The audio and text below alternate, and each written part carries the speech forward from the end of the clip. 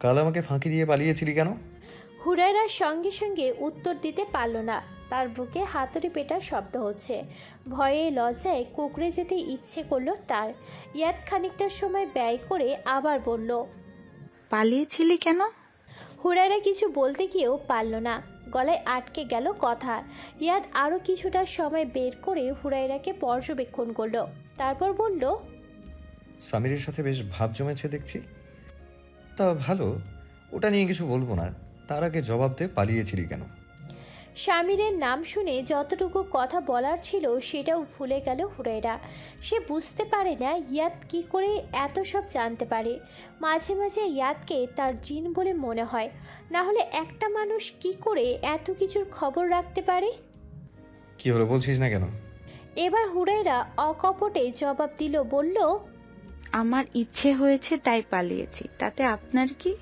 জান বাঁচানো ফরজ কাজ, আমি নিজের জান বাঁচিয়েছি। আপনি তো আমাকে মেরেই ফেলতে চেয়েছিলেন। ইয়াদ খানিকক্ষণ সময় হুরায়রার দিকে দৃষ্টি নিবদ্ধ করে রইল। মেয়েটা দিন দিন তার মাথা ব্যথার কারণ হয়ে দাঁড়িয়েছে। এইভাবে চলতে থাকলে সে কিছুতেই নিজেকে স্থির রাখতে পারবে না। আমাকে ধরে এনেছেন কেন? আর দরজা লাগিয়েছেনই বা কেন? তোর না খুব প্রেম করার স্বাদ, তাই আজ তোকে প্রেম করার সুযোগ দেব। মানে? এত মানে তোকে বুঝতে হবে না। আমার ঘাট থেকে নাম, নেমে দাঁড়া। আর ওই যে দেখছিস আলমারি, ওখান থেকে মলম নিয়ে এসে আমার মাথাটা টিপে দে। এটা কোনো সভ্য মানুষের কাজ হতে পারে কি? আমি আবার কখনো অসভ্যতা করলাম? এখনো আমার ঘাটে বসে আছিস যে? বলেছি না নেমে যেতে। আপনি সত্যি একটা অসভ্য লোক। আমি কি নিজে এসে বসেছি এখানে আপনার খাটে? আপনি তো আমাকে কোলে করে এনে এখানে ফেলে দিলেন। বেশি কথা বললে আবার কোলে করে যেখান থেকে এনেছি সেখানে রেখে আসবো। ইচ্ছে করছে আপনার মাথা নয়, গলা টিপে দিতে। টিপেই দেখ যদি পারিস। হুরায়রা আর কথা বাড়ালো না। ভেজকি কেটে উঠে আলমারি থেকে মলম এনে ইয়াদের মাথায় লাগিয়ে দিল। চোখ বুজে হুরায়রার হাতের স্পর্শ অনুভব করছে ইয়াদ। মাঝে মাঝে তার ইচ্ছে হয় হুরায়রাকে একবার বুকে জড়িয়ে নিতে, তপ্ত বিক্ষিপ্ত হৃদয়টাকে শীতল করতে। হুরায়রা নামক মহা ওষুধ বোধকারী আর দুটো নেই পৃথিবীতে, কিন্তু সেই উপায় কি তার আছে? না ভাবতে পারল না সে। হুরায়রার কথা ভাবতে গেলে মাথা যন্ত্রণা বেড়ে যায়। নিজের মনকে শান্ত করার আর কোনো উপায় খুঁজে পায় না। কপাল ছুঁয়ে এক ফোঁটা জল গড়িয়ে পড়তেই চোখ মেলে তাকায় ইয়াদ। হুরায়রা নীরবে অশ্রু বিসর্জন করছে। হুরায়রার অশ্রুসিক্ত আঁখি দুটি লাল হয়ে উঠেছে। ইয়াদ সেদিকে লক্ষ্য করে শোয়া থেকে উঠে বসল। কিভাবে দুই বাহুতে হুরায়রাকে আবদ্ধ করে কপালে তার উষ্ণ অধর যুগল ছুঁয়ে দিল। এক মুহূর্তের জন্য হুরায়রা কেঁপে উঠল। তার সারা দেহ জুড়ে শিহরণ বয়ে যাচ্ছে। কি আশ্চর্য অনুভূতি! নিজেকে আর ধরে রাখতে পারল না সে। লজ্জায় দুই কান গরম হয়ে উঠেছে। ইয়াদের কাছ থেকে নিজেকে ছাড়িয়ে কোনো রকম ঘর থেকে বেরিয়ে এলো সে। রসুই ঘরের রান্নার তোড়জোড় চলছে। মালিহার হাতে হাতে কাজ করে দিচ্ছে রাজিয়া। মেহেরিমা মেহের পাশে বসে তরকারি কাটছেন। হুমায়রা রসুই ঘরে ঢুকে মেহেরিমার পাশে বসে তরকারি চুপচাপ কাটায় হাত লাগালেন। মুখে কাল বৈশাখীর আধার ঘনিয়েছে। দেখেই বোঝা যাচ্ছে তিনি কিছু নিয়ে গভীর চিন্তায় আছে। মালিহা চুলায় মাংস চাপিয়ে রাজিয়াকে সেটা দেখতে বলে হুমায়রার পাশে গিয়ে বসল। হুমায়রা বিষণ্ণ মুখটা আর কারোর নজরে না পড়লেও মালিহার নজরে ঠিকই পড়েছে। বুঝতে বাকি নেই তিনি কিছু একটা নিয়ে বেশ চিন্তিত। মালিহা পিঠে আলতো করে হাত রাখতেই চমকে গেলেন তিনি। ফিরে একটু জোরপূর্বক হাসার চেষ্টা করে বললেন, ও তুই, আমি ভাবলাম কি না কি কিছু বলবি। মালিহা হুমায়রার মুখের দিকে কিছু বোঝার চেষ্টা করলো। মেহরিমার আছেন দেখে কিছু বলতে গিয়েও থেমে গিয়ে কথা ঘুরিয়ে বলল, চুলায় মাংস চাপিয়েছি, একবার দেখো না সব ঠিকঠাক আছে কি না। ওমা, এটা আবার আমায় দেখাতে হবে কেন? তুই কি কম ভালো রাখতে জানিস নাকি? না, সকালে খাবে তো তাই বলেছিলাম যদি একটু দেখতে এসে। আমি দেখতে হবে না রে ছোট, তুই করেছিস তো সব ঠিকঠাকই হবে। মালিহা দীর্ঘশ্বাস ছেড়ে উঠে আবার চুলার কাছে গিয়ে বসল। মেহেরিমা তরকারি কাটা শেষ করে বললেন, ভাবি তরকারি কাটা শেষ, আমি একটু মায়ের কাছে যাই, কিছু লাগলে আমায় বলো। যাও বুবু, তুমি কত করে বারণ করলাম, করতে হবে না, কিন্তু তুমি তো কথা শুনলে না। হয়েছে হয়েছে, আর কথা বলতে হবে না, কাটলামই এইটুকু তরকারি, বাকি তো তুমি আর ছোট বই করেছো। হুমায়রা মৃদু হেসে আবার নিজের কাজে মন দিলেন।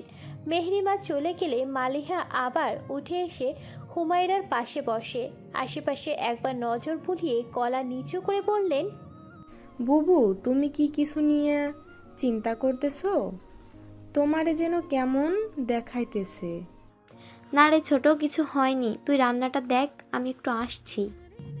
হুমায়রা উঠে যেতে নিলে মালিহা তার হাত চেপে ধরে বলল, তুমি সবাইরে ফাঁকি দিতে পারো বুবু, কিন্তু আমার চোখে তা পারবা না। কি হয়েছে আমারে বলন যায় না? হুমায়রা উঠতে নিয়েও আর উঠলেন না। জায়গায় বসে প্রশস্ত শ্বাস ফেলে বললেন, হুরায়রার মতিগতি আমার কাছে ঠিক লাগছে না রে ছোট। সকালে দেখলাম হন্তদন্ত হয়ে ইয়াদের ঘর থেকে বাহির হয়ে আসতে। আজকাল ইয়াদের মতিগতিও বুঝতে পারি না আমি, কি চলছে দুজনের মধ্যে।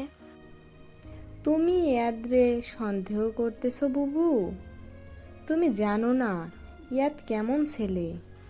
আমি জানি ছোট, ইয়াদের উপর আমার বিশ্বাস আছে বলে আমি তাকে ভরসা করি, কিন্তু আমার মেয়ে। তুমি শুধু শুধু হুরায়রারে নিয়ে চিন্তা করতেছো, এমন কিছুই না। ইয়াদ শুধু ওরে একটু শাসন করে।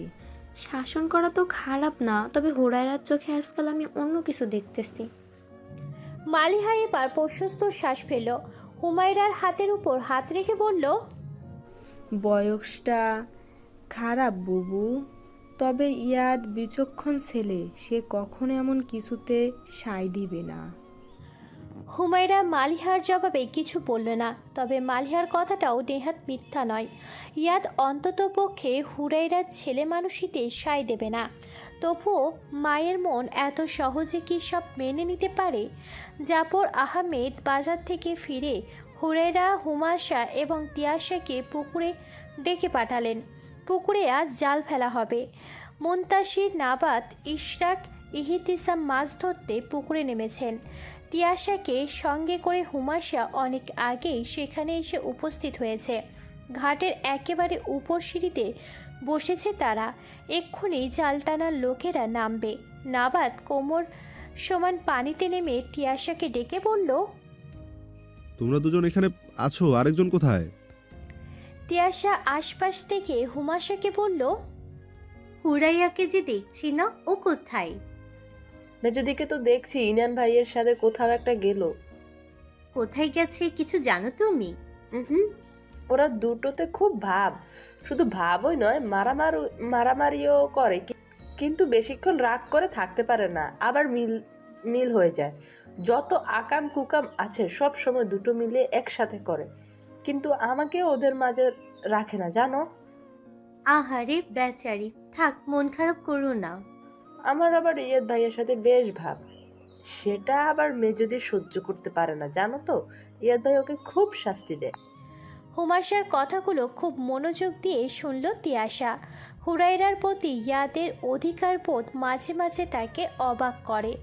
একটা পুরুষ মানুষ কখন একটা কিশোরী মেয়ের উপর নিজের অধিকার খাটায়? তবে কি ইয়াদ হুরাইরাকে ভালোবাসে? কিন্তু তা কি করে হয়? ওদের মধ্যে তো বয়সের অনেক ব্যবধান। এত ব্যবধান আজকালকার দিনে কি কোনো সম্পর্ক গড়ে ওঠে? তিয়াশার ভাবনা এলোমেলো হয়ে আসছে। ভালোবাসার বস্তুটাই হয়তো এমন, যেখানে বয়স, জাতি, বর্ণ, পরিচয় কিংবা শত্রু মিত্রতার মানে না। ভালোবাসা শুধু ভালোবাসা। ভালোবাসার জন্য নির্দিষ্ট কোনো কারণ লাগে না। যে কেউ যে কোনো সময় যে কোনো ব্যক্তির প্রেমে পড়তে পারে। ইয়াদও হয়তো হুরাইরার প্রেমে পড়েছে। তাছাড়া সে নিজেও কি জেনে বুঝে প্রেমে পড়েছিল? যার সাথে সম্পর্কে জড়ানোর কথা ভাবাও পাপ, বেহায়া মন বারবার তার প্রেমেই পড়ে কেন? সে তো একদিন ভালোবেসেছিল, ভালোবেসে নিঃশেষ হয়েছিল, অথচ তখন কি জানতো যে মানুষটাকে সে ভালোবেসেছে তাকেই ছাড়তে হবে প্রিয়জনের মুখ চেয়ে? স্বামীরকে ভালোবাসা যাবে না জেনেও সে তাকেই ভালোবেসেছিল, কোনো কারণ ছাড়াই ভালোবেসেছিল, কিন্তু ভালোবাসা প্রকাশ করার সুযোগ কিংবা সাধ্য কোনোটাই ছিল না তার। আর যাই হোক, ইয়াদ যাকে শত্রু মনে করে, তার পুরো পরিবার যাকে ঘৃণা করে, তার সাথে আর যাই হোক ভালোবাসার সম্পর্ক গড়া যায় না। অন্তত পক্ষে সে সেটা পারবে না। ভালোবাসা জিনিসটা সম্পূর্ণ ব্যক্তিগত, যেটাকে সে নিজের মধ্যে লুকিয়ে রেখেছে।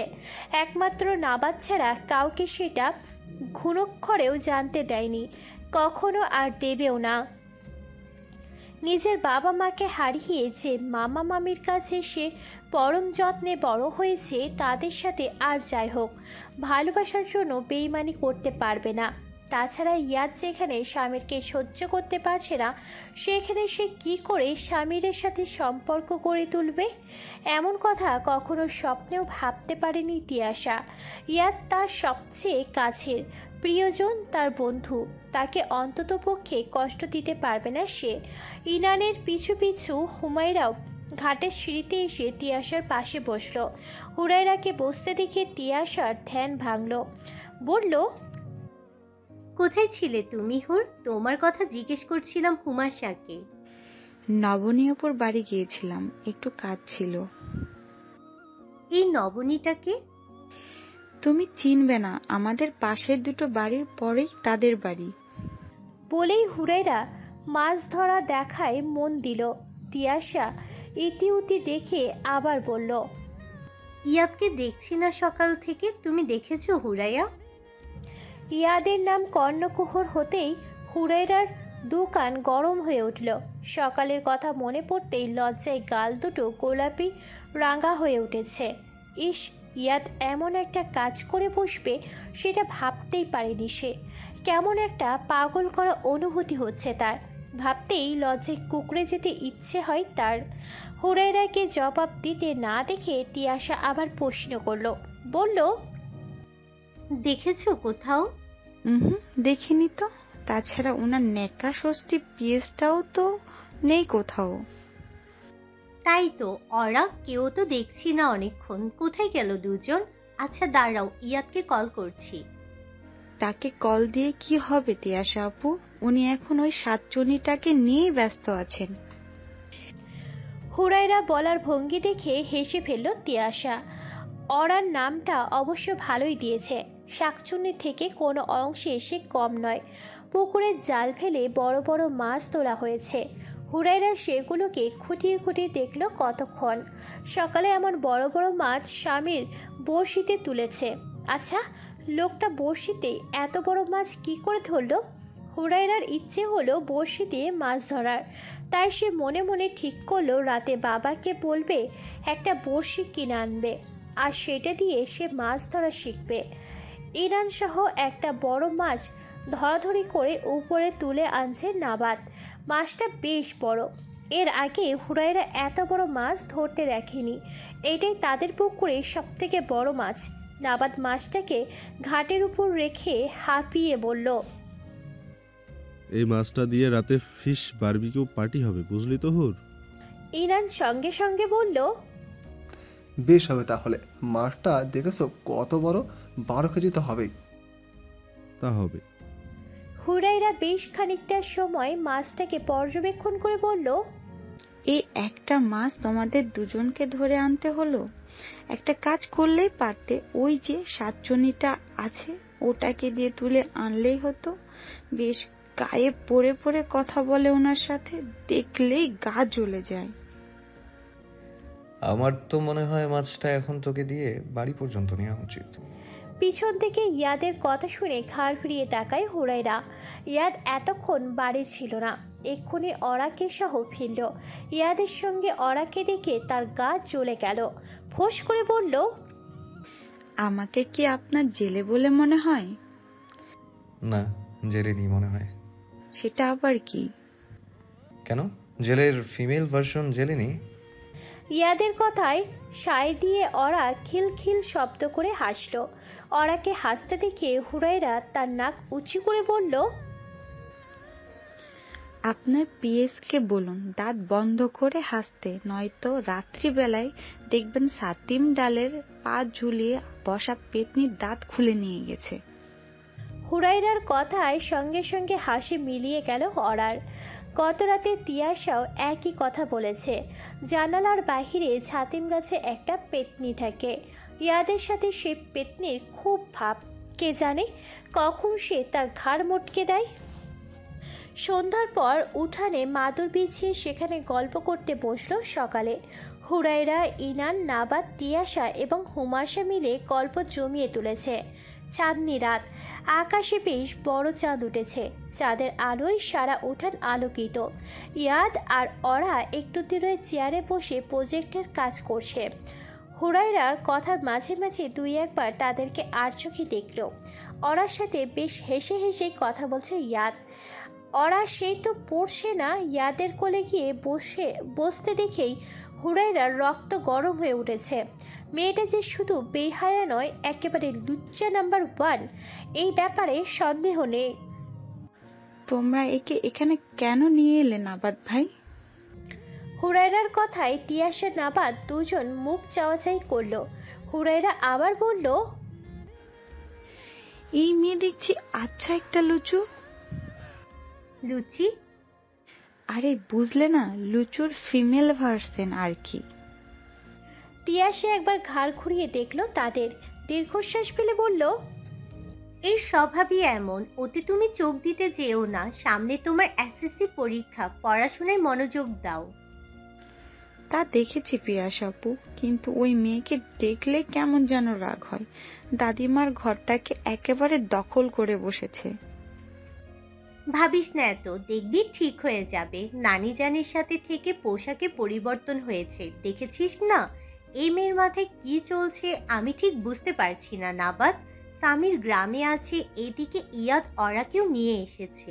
কি করতে চাইছে ইয়াদ? তোমরাও তো ওনাকে চেনো। কেন, তুই চিনিস নাকি সামিরকে?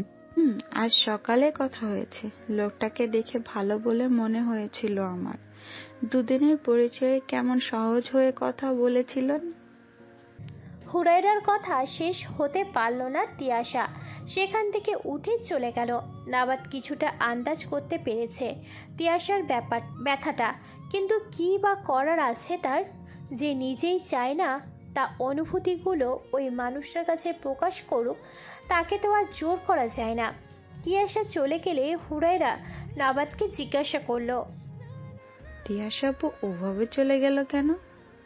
জানি না, হয়তো ভালো লাগছে না। হুরাইরা কিঞ্চিত গাল ফোলালো। ইয়াদের দিকে যতবার চোখ যাচ্ছে ততই তার বিরক্তির মাত্রা বাড়ছে। সে যে একটা মানুষ এতক্ষণ এখানে বসে আছে তাতে কোনো ভ্রুক্ষেপ নেই ইয়াদের। সে নিজের আলোচনা নিয়ে ব্যস্ত। হুরাইরা কিছুক্ষণ বসে থেকে শেষে উঠে ঘরে চলে গেল। এখানে বসে থাকতে আর একটুও ভালো লাগছে না। ঘরে এসে দরজা লাগিয়ে বিছানায় উপর হয়ে শুয়ে আছে হুরাইরা। বড্ড কান্না পাচ্ছে তার।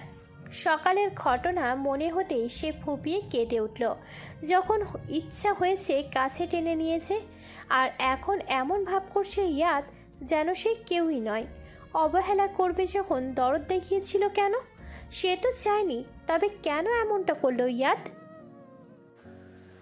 আচ্ছা, উনি কি সত্যি আমাকে ভালোবাসেন না? বুঝেও আমাকে এতটা অবুঝ তো নয় উনি। তবে কেন এরকম উপেক্ষা করছেন আমায়? আমার ভালোবাসেন না, কিন্তু কেউ আমাকে ভালোবাসলে তিনি সেটা সহ্যও করতে পারেন না। এতটা হৃদয়হীন কি করে হতে পারেন? আমিও দেখব তিনি আমাকে কতটা উপেক্ষা করতে পারেন। যাব না আর ওনার কাছে, নিজেকে যতটা সম্ভব দূরে সরিয়ে নেব। দেখি ওনার মধ্যে আমার জন্য এতটুকু জায়গা অবশিষ্ট আছে। বলেই হাতের উল্টো পিঠে চোখ মুছল সে। সেদিন রাজীবের সাথে কথা বলেছিল বলে তাকে শাস্তি দিয়েছিল, অথচ আজ যে স্বামীরের সাথে কথা বলেছে দেখেও কিছু বলল না। হঠাৎই ভাবনাটা মাথায় আসতেই শোয়া থেকে উঠে বসে হুরাইরা। সত্যিই তো, ইয়াদ সব জেনেও তাকে কিছু বলল না। ব্যাপারটা সারাদিন তার মাথায় আসেনি। তাছাড়া স্বামীরের কথা বলাতে তিয়াশা এইভাবে উঠে চলে গেল কি আছে তাদের মাঝে? এরা সব কিছুতেই এত রহস্য কেন করে? হুরাইরা বুঝে উঠতে পারল না। তবে যাই হোক, স্বামীর খুব একটা খারাপ নয়, তার সাথে কথা বলতে বেশ লেগেছে হুরাইরার। শহরের উদ্দেশ্যে গাড়ি ছাড়ল ইয়াদ। নাবাদ, তিয়াশা এবং অরাও যাচ্ছে তার সাথে। এহসান কোম্পানি অ্যান্ড সন্স একটা বড় পার্টি থ্রো করেছে, আর সেখানে যাচ্ছে তারা। স্বামীর ইতিমধ্যে বেশ কয়েকবার কল করে বলেছে কোনোভাবে ইয়াদ যেন পার্টিটা মিস না করে। সন্ধ্যের কিছুটা সময় পূর্বে বাড়ি থেকে শহরের উদ্দেশ্যে বেরিয়েছে তারা। তিয়াশা গাড়িতে ওঠার পর থেকে ওরা একটি কথাও বলেনি। স্বামীরের মুখোমুখি হওয়াটাও যে তার জন্য কতটা কঠিন সেটা মনে হতেই কেমন ভার হয়ে উঠল মন। ইয়াদ সামনে তাকিয়ে ড্রাইভ করছে, নাবাদ পাশে বসা ছিল। খানিকটা সময় বাইরে তাকিয়ে থেকে পরে বলল,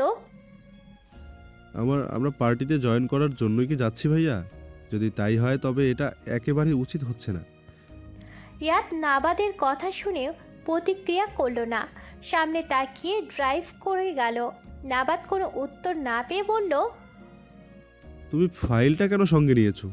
এই ফাইলটা আমাদের জন্য কতটা গুরুত্বপূর্ণ সেটা কি ভুলে গেছো? আমি কিছুই ভুলিনি নাবাদ, আর এমনি এমনি সামির থ্রো করা পার্টিতে যাচ্ছি না। আমাদের সন্দেহ যদি ভুল না হয় তবে ওরা এই ফাইলটার একটা কপি সেলিম এহসানের হাতে তুলে দিয়েছেন, কারণ এই ফাইলের প্রজেক্টটা বাবা ওরাকেই করতে দিয়েছিলেন। আমি যদি ভুল না হই তবে আজ ফাইলটা আমাদের খুব কাজে দেবে। ওরা নিজেকে যতই চালাক মনে করুক, কিন্তু আমি ফাইলটা ঠিক ধরে নিয়েছি। তার মানে ওরাকে গ্রামে আনার এটাই কারণ? এরকম তাই। সেদিন বাবা ওরাকে ডেকে পাঠিয়ে ফাইলটার বিষয়ে জিজ্ঞেস করায় বেশ ঘাবড়ে গিয়েছিল। আচ্ছা মিস্টার সামির এই ব্যাপারে সহায়তা করছেন? আমার মনে হয় না সামির এই ব্যাপারে কিছু জানে বলে। সেলিম এহসান এতটাও বোকা না যে নিজের সৎ আর নিষ্ঠাবান ছেলেকে এই অসৎ কাজের গোপন কথা বলবেন। তুমি বলতে চাইছো সামির এই ব্যাপারে ইনোসেন্ট? এখন পর্যন্ত তাই মনে হচ্ছে।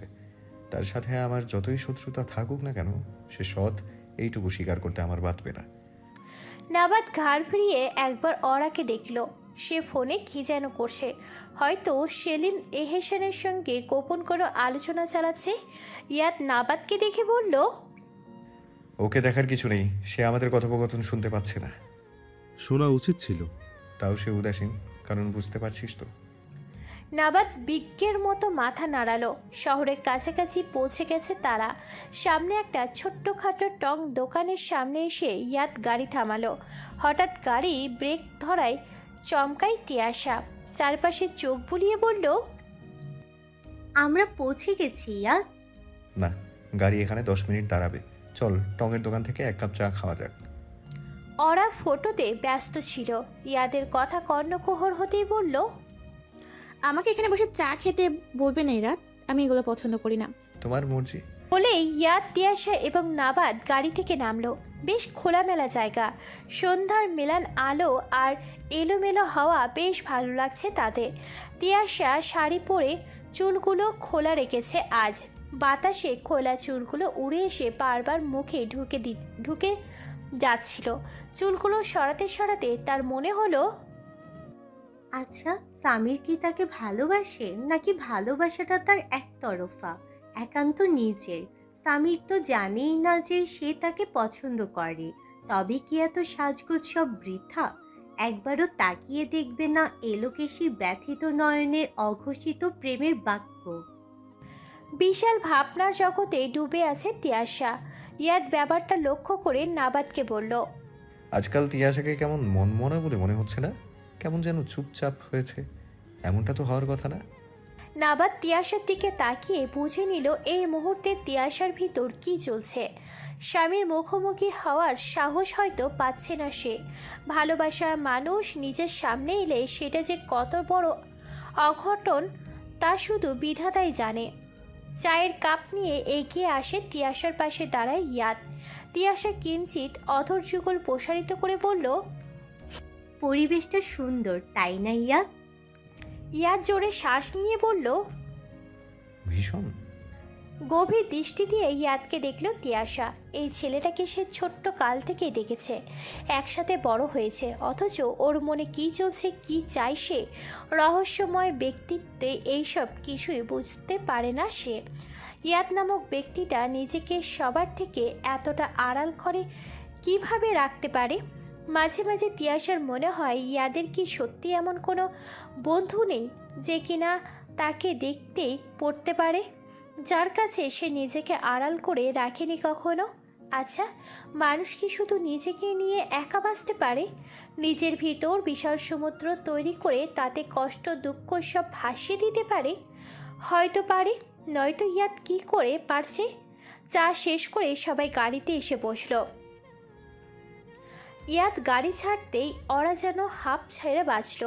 সে শুধু অপেক্ষা করছে কখন পার্টিতে গিয়ে পৌঁছাবে, আর সেখানে ইয়াদের জন্য বেশ বড় সারপ্রাইজ অপেক্ষা করছে, যেটা ইয়াদ বুঝতেই পারছে না।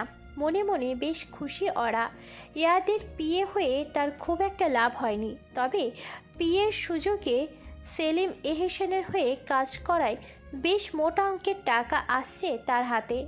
নাবাদ ওরার দিকে ঘুরে বলল, মিস ওরা, আপনাকে আজ বেশ খুশি বলে মনে হচ্ছে, কি ব্যাপার? ব্যাপার কিছুই নয়, অনেক দিন পর এমন বিশাল পার্টিতে যাচ্ছি তাই এক্সাইটেড। আচ্ছা মিস্টার রাত, আমি যতদূর জানি মিস্টার মেহবুব সেখানে আছেন। ইয়াদ জবাবে কিছু বলল না, সামনে তাকিয়ে ড্রাইভ করলো। ওরা আবার বলল, শুনেছি সেখানে মিস্টার মেহবুব একা আসবেন না, সাথে ওনার মেয়েকেও আনবেন। নিজের মেয়েকে আবার তিনি আড়াল থেকে সকলের সামনেই আনবেন, পরিচয় করিয়ে দেবেন নিজের বিজনেস সোসাইটি ইস্যু আছে। মিস্টার মেহবুবের কথা মনে হতে ইয়াদ গম্ভীর হয়ে গেল। স্বামীরের টেন্ডারটা মেহবুব পাওয়ার পেছনে ইয়াদেরই হাত ছিল, কিন্তু মিস্টার মেহবুব সহজ মানুষ নয়। যদিও ইয়াদ নিজের প্রয়োজনের কাজটা করেছে, তবে মেহবুব যে মনে মনে অন্য ফন্দি করছে না এই ব্যাপারে নিশ্চিত নয় সে। বাবার কথা চিন্তা করে মেহবুবকে একটা সুযোগ দিয়েছে, আর এতে তাদের কোম্পানির জন্যও লাভ হয়েছে। কিন্তু পরিস্থিতি বেশি দিন স্বাভাবিক থাকবে না। মেহবুব তাকে ফাঁসাবে নিশ্চিত, জেনেও সে এত কিছু করেছে। অবশ্য নিজের ব্যবসা বাঁচাতে হলে কিছু ঝুঁকি তো তাকে নিতেই হতো, নাই এই ঝুঁকিটা সে নিল। টেবিলে বসে বইয়ের পাতা নড়াচড়া করছে হুরাইরা। 2 মাস পর তার এসএসসি পরীক্ষা, অথচ পড়ায় কিছুতেই মন বসাতে পারছে না। মাথা থেকে ইয়াদ নামক যন্ত্রণাটা কিছুতেই সরছে না। আর কতদিন এমন হবে? কত তাকে অপেক্ষা করাবে ইয়াদ? বাহিরে হাওয়া বইছে। হুরাইরা টেবিল ছেড়ে উঠে জানালার বাহিরে অন্ধকারে দৃষ্টি ফেলল। ছাতিম ফুলের গন্ধ সারা ঘর মম করছে। বাতাসের সাথে আরেক দলা সুবাস এসে তার নাকে লাগলো। ছাতিম ফুলের গন্ধটা তার বরাবরই অপছন্দ, কিন্তু ইদানিংকালে সেটা সয়ে নিয়েছে, কারণ ইয়াদ ছাতিম ফুলের সুবাস পছন্দ করে। বাড়িটা আজ বড্ড ফাঁকা ফাঁকা লাগছে তার। ইয়াদ, নাবাদ, তিয়াশা কেউ নেই। হুমাশাও বাবা আর চাচা জানের সাথে তুরিনের শ্বশুরবাড়ি গেছে, ফিরবে কাল। তুরিনের ননদের বিয়ের কথা পাকা হয়েছে, আর ছেলেপক্ষ তাকে দেখতে এসেছে, তাই বাবা আর চাচা যান গেছেন সেখানে। রাতে খাবারের জন্য ডাক পড়তেই হুরাইরা এসে বই নিয়ে বসলো। হুমায়রা মেয়েকে ডাকতে ডাকতে ঘরে এলেন। মাকে দেখে হুরাইরা এমন ভাব করলো যেন সে সন্ধ্যা থেকে এক নাগারে পড়ে যাচ্ছে। মেয়েকে পড়ার টেবিলে দেখে হুমায়রা কাছে এসে দাঁড়ালো। হুরাইরা মাথায় আলতো হাত বুলিয়ে বললেন, অনেক রাত হয়েছে হুর, খেয়ে একটু পড়ে নিবি। এমনি কয়েকদিন পর হবে না। তুরিনের ননদ মাইশার বিয়ে ঠিক হয়েছে, কাল বাদে পরশু সবাইকে যেতে হবে সেখানে। মাইশা আপুর বিয়ে ঠিক হয়ে গেছে মা, কিন্তু বাবা তো বলল দেখতে আসবে।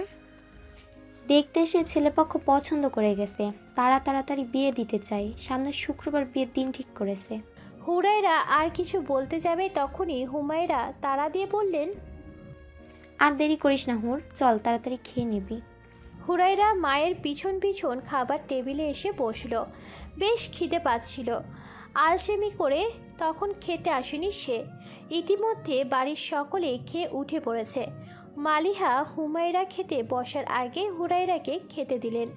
হুরাইরা গপ গপ করে খাওয়া শুরু করতে মালিহা বলল, এত খিদে পেয়েছে অথচ সবাই যখন খেতে বসেছে তখন এলি না, কতবার ডেকে এলাম। তখন আমার খিদে পায়নি ছোট মা।